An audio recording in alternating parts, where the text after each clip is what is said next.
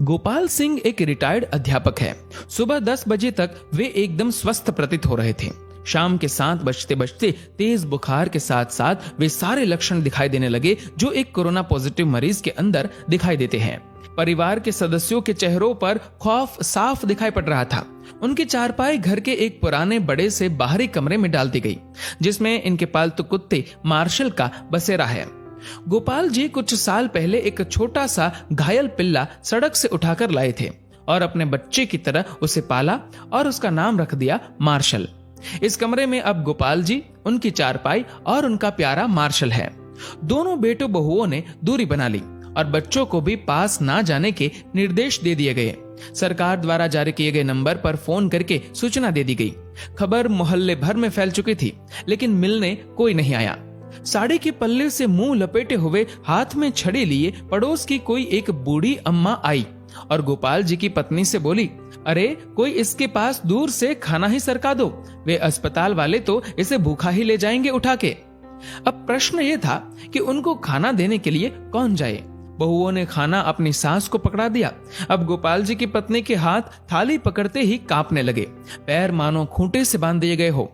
इतना देखकर वह पड़ोसन बोली, अरे तेरा तो पति है, तू भी किन ख्यालों में पड़ी है? मुंह बांध के चली जा और दूर से थाली सरका दे, वो अपने आप उठाकर खा लेगा। सारा वार्तालाप गोपाल जी चुपचाप सुन रहे थे। उनकी आंखें नम थी और कांपते होठों से उन्होंने कहा कि कोई मेरे पास ना आए तो बेहतर है, मुझे भूख भी नहीं है। इसी बीच एम्बुलेंस आ जाती है और गोपाल जी को एम्बुलेंस में बैठने के लिए बोला जाता है। गोपाल जी घर के दरवाजे पर आकर एक बार पलटकर अपने घर की तरफ देखते हैं। पोती पोते पहली मंजिल की खिड़की से मास्क लगाए दादा को निहारते हुए और उन बच्चों के पीछे सर पर पल्लू ओढ़े उनकी दोनों बहुएं दिखाई पड़ती है। घर के दरवाजे से हटकर बरामदे पर दोनों बेटे काफी दूर अपनी माँ के साथ खड़े थे। विचारों का तूफान गोपाल जी के अंदर उमड़ रहा था। उनकी पोती ने उनकी तरफ हाथ हिलाते हुए टाटा एवं बाय बाय कहा।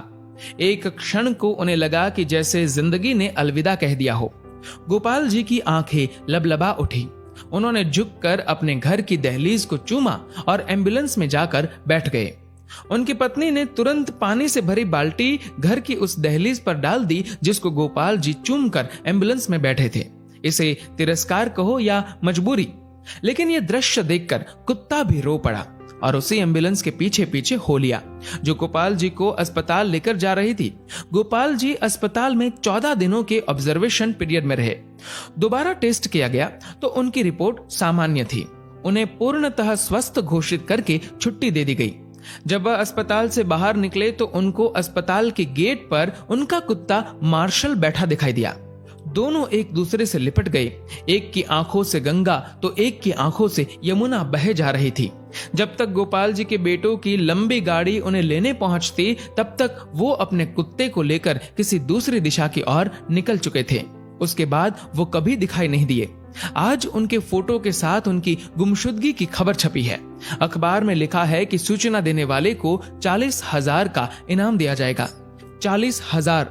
हाँ, पढ़कर ध्यान आया कि इतनी ही तो मासिक पेंशन आती थी उनकी, जिसको वो परिवार के ऊपर हंसते हंसते उड़ा दिया करते थे।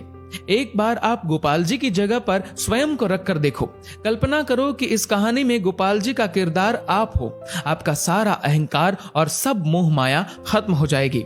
हे कोरोना, तू पूरी दुनिया में मौत का तांडव कर रहा है, पर सचमुच में तूने जीवन का सार समझा दिया है। तेरे लिए अमीर गरीब, छोटा बड़ा, स्त्री पुरुष, राजा रंक कोई भेदभाव नहीं, सब एक समान है।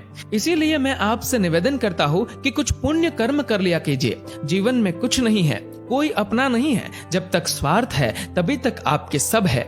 जीवन एक सफर है, मौत उसकी मंजिल है। मोक्ष का द्वार कर्म है, यही सत्य है।